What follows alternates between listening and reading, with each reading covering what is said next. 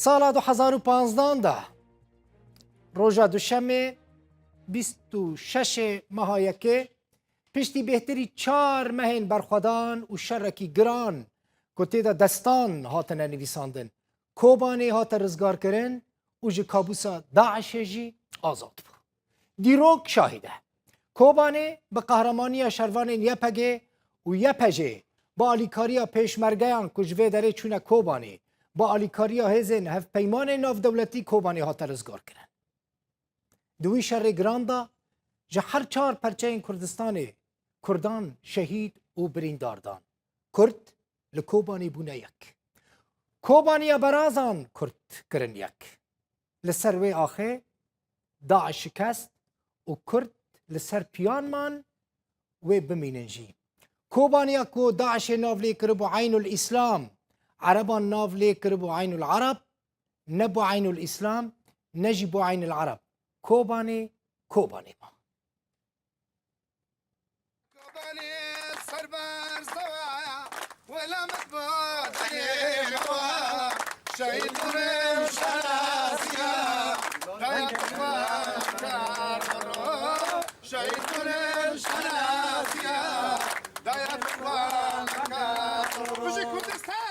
لکوبانیا روجاوای کردستان بشانازی و دلسوزی هزین کردی ین یپگه و یپجه به پشتگیری و آلیکاریا هزین پشمرگه مل به مل کلکا هفدو روبروی یکیج تنترین و بهسترین ریخستنین چکدار لسر آستا جیهانه بون او بسایاوی هفگرتن و آلیکاریا هف پیمانی ناف دولتی وان سرکفتن بدست خست و داعش لوی نافچه تکشکاند. هیرو که دبیستن که هیرو دعم پشت مرگش مرا ورنش دهینی دا هیرو پشتی موشکست.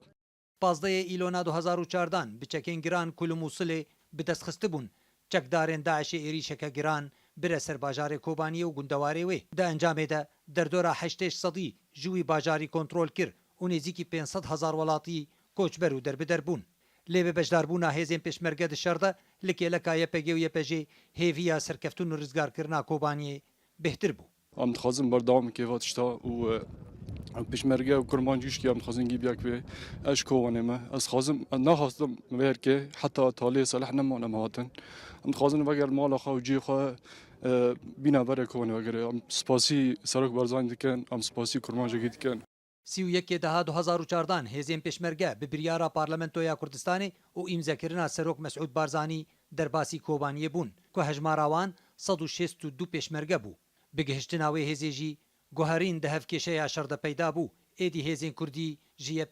یپجی و پشمرگیان دست به ایریشا لسرچکدارین داعشی کر هر وان به بیرو باوری و دلسوزی که بمیناک بحثاوی بجدار بونا خودی کر. گهشتینا نو باجری دا روز بو روز معنویات توایت حوالا شورش وانا و یت خلکی و یت خلکی کوبانی گله معنویات تو بلند بینونو که وگاوی راشیا باشه و پچ اول بسیار روزه خلکی کوبانی زبر نسر جید خواه یکو شهرزاد بود بسالی دریش معنویات تکابر جو دلکی خوش پیتاتن او کوبانی چون که بخوب شانازی زانم سر بلندیه که گله که مزنه که او رو پیشمرگیت نکارین سر فرمانا برای جناب سروک حریم و کردستانی و اوست نشان دلسوزیا سروک حریم و کردستانیه که خمخوری هر پارچه که کردستان لهر جیه که پشتی 134 روزان جشاره بردوام د 26 یکی 2015 ده باجار کوبانی بتوایی جدست داعش هات رزگار کرن و او چکدار توشی شکستنه که مزن بون ده انجاماوی روشیده و ایرانی که مزن گهشته کوبانی لبسایا دلسوزن وی باجاری جاره کدن کوبانی بر با آوا کرون و گشبونه و دچه هر دگشبونه دجی بردوامه. خالد جمیل محمد روداو